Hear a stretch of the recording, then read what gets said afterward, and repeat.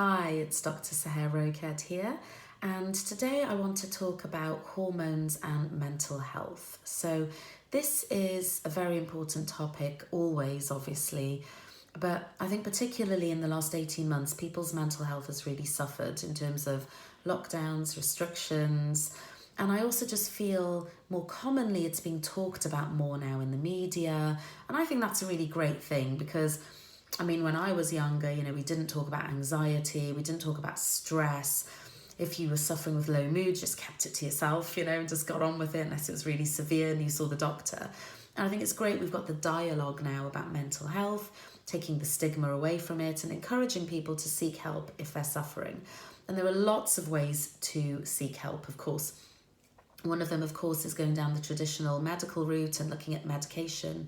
I personally don't think there's anything wrong with taking antidepressants or medication for anxiety if that's what you need.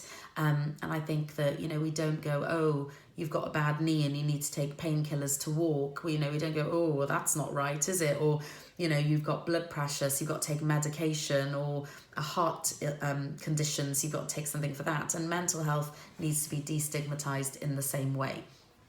However, also the same with heart disease, I guess. There's lots of things we can do ourselves to improve our mental health. And I'm sure there's lots of things about, like having a good whole food diet, taking away the rubbish out of your diet, the too much saturated fats and, takeaways, junk food, processed food, sugar, because that has an impact on the way you feel.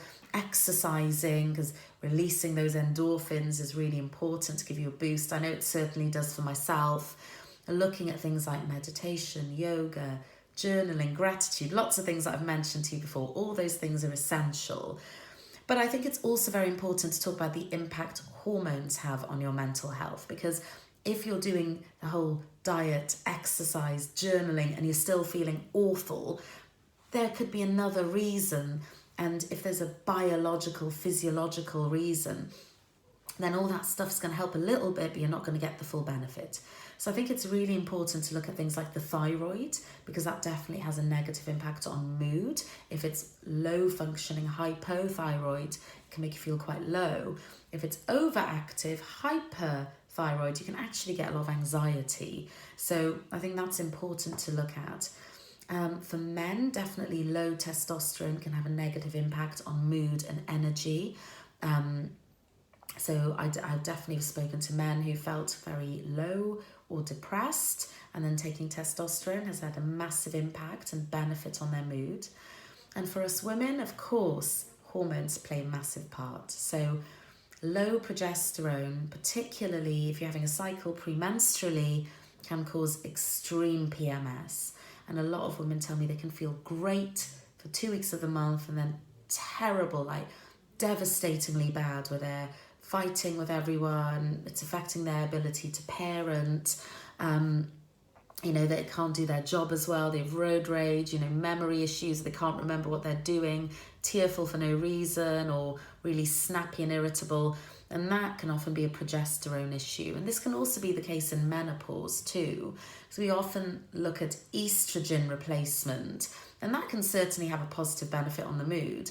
But so can progesterone replacement and testosterone replacement, which is why I think it's important that you see someone who considers all these factors when you're looking at your hormone therapy, especially if, say, you've started on hormone replacement and you feel a bit better, but not fully better.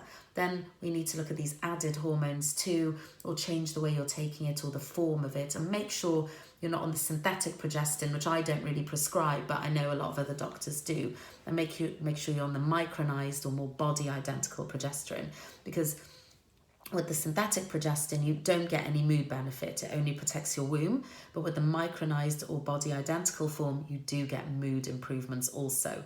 So I think they're really important factors to consider as well. So yes, I just wanted to raise awareness that the hormones definitely have an impact on mental health. That they're not the only thing, and you can't just take loads of hormones and it's going to substitute bad lifestyle or bad diet or not doing any exercise. So I think it's really important to look at those factors too. So I hope you found that helpful, and I look forward to speaking to you again next week. Bye.